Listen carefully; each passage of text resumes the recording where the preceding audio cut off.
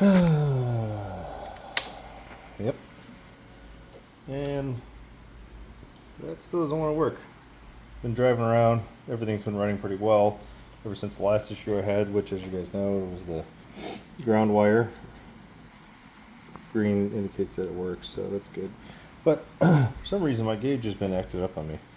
So I've been checking wiring and stuff like that, and coming over here. Don't hate me, but this is literally how it's supposed to be set up from DynoJet. So this is their setup. I did exactly that. But if you look, see this wire? Okay. Now let's look over here. It's just me messing with the wire. So clearly it's a bit loose. So hopefully I'll fix that.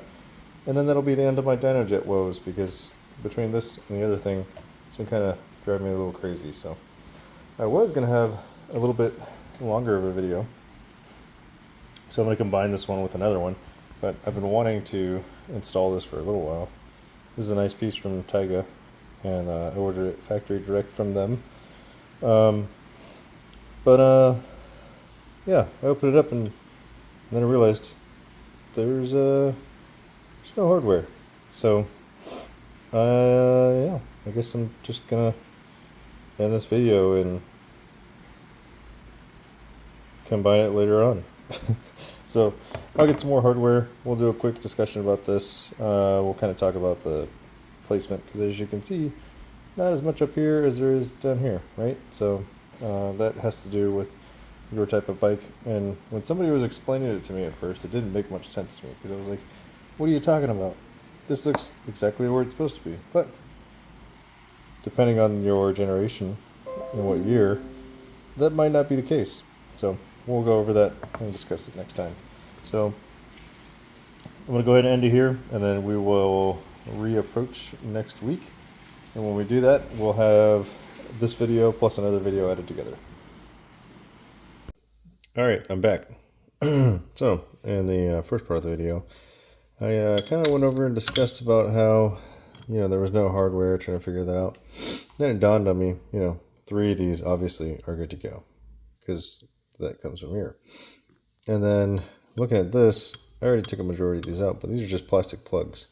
So, pulled these out. They're going to have to be reused, because when you look at the gas tank, you can't actually use all of these bolt holes. So we'll look at that in a minute. First, let's go ahead and look at the weight. This is going to be in grams. So 127 grams. And let's put the OEM one. So 521. So just shy of 200 grams lighter. So that's good. Now,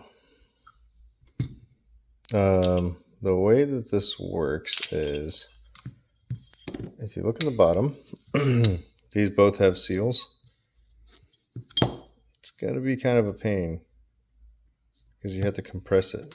You can kind of see this older one's been sealed already. I had some concerns because I wouldn't test fit it, and it was kind of sitting over the top. There's a bit of a gap. So I'm thinking once this gets tightened down and compresses and breaks in a little, that should be better. What I may end up doing is looking at this gasket, and if I need to, maybe swap the old gasket in. If this one actually comes off. This one kind of feels like it's either super duper old or it's glued in place of some sort, because it's not moving, which is kind of surprising. All right, so these things are right there. Basically, you just take some small pliers. There's little pinch points. Just kind of push them together and push in just like that. And then you can just take a screw or a bolt. Come on. Oh wait, I think it's because, let's try it like that now. There it goes, pops right out. Pretty simple. So now we're going to move over to the other spot. So let's take a walk.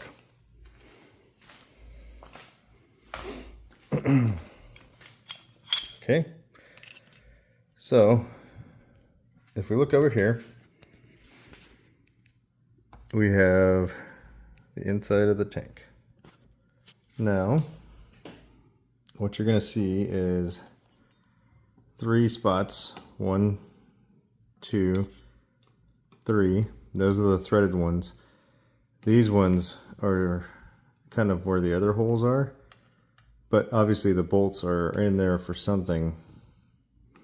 I'm not sure if it's a structural piece that's on here that's bolted in place, but you can't actually thread into this because this is literally a bolt head. So we're just going to use the 3. That's what's on the original. No problem. We'll fit the other parts afterwards. So let me go ahead and try to get this set up. So we'll be right back. All right. Hopefully that works. So what I was kind of explaining before, without the seal, it's good. No gap. Once you put the seal on, though, definitely a gap, as you can see. Hopefully that won't become a problem long term. Now, what I explained in the previous video is that when you go to buy this unit, there's 3 different positions. Now, I didn't quite understand that at first, because when you look at the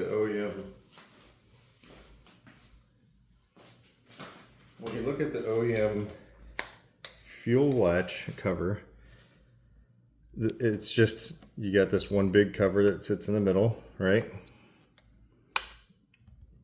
And the language didn't make sense to me, because I'm like, what are you talking about? It talks about how this whole position, there's 3 positions for it. I'm like, it's just one cover. Doesn't make any sense. I had to talk to a friend of mine that actually has one as well. Basically what he explained is that it's not that part that you have to worry about, it's here, because there's 3 positions for this, depending on if you have a Duke or an RC or even what generation, right? So this one is obviously not centered, it's actually further up. You can get one that's closer this way, and you can get one that is centered. So the big takeaway for that, get the right one for yours that's going to work, and make sure you do some research in the position, because you don't want to get the wrong one. So, okay, obviously pretty nice unit, gasket in place. I'm not going to put these little peg things in until afterwards.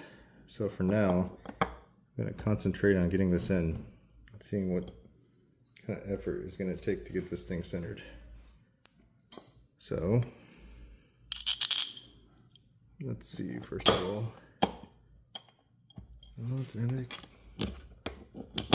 Yep, that's it right there.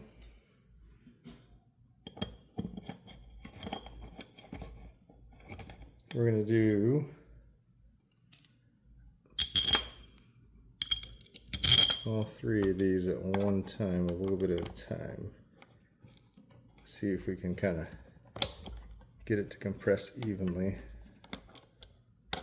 being that it's a new seal. Biggest concerns is obviously cross-threading it. I have to push down a little bit. That's because it's like a, that new seal. Trying to get it to catch.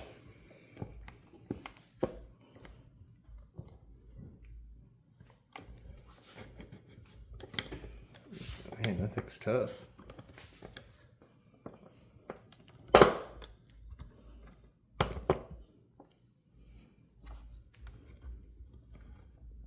Okay. There we go. I think I got it. All right. Now we're going to get this top one.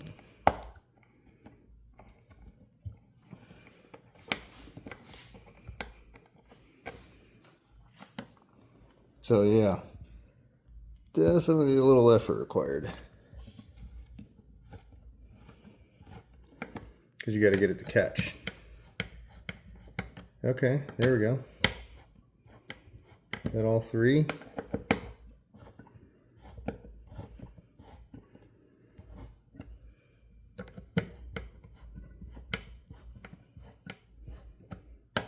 Not too bad.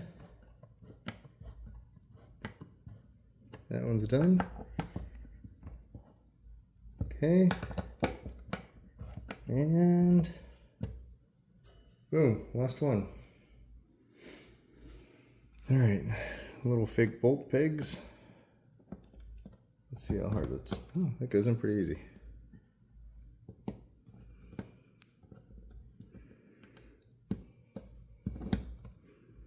Okay. And one more. All right. And here's the last. So obviously that's what slips in. It's keyed right here. Okay. It's spring tension, so you're pushing in a little. Hold on.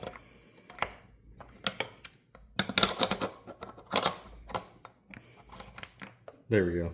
Can't have that facing the wrong way. All right. But that's it.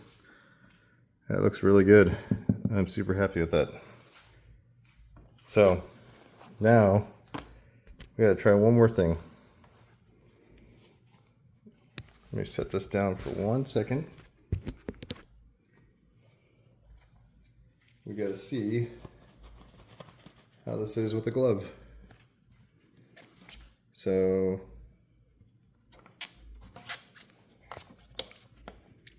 okay, a little bit finicky when you're wearing a glove. Installing is fine.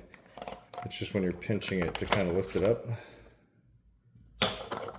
But I mean, other than that, it looks great. I don't have to worry about buying 20,000 of these anymore because they always seem to fade. And yeah, I'm pretty happy with that product. Nice and easy. That's it for now. All right, guys.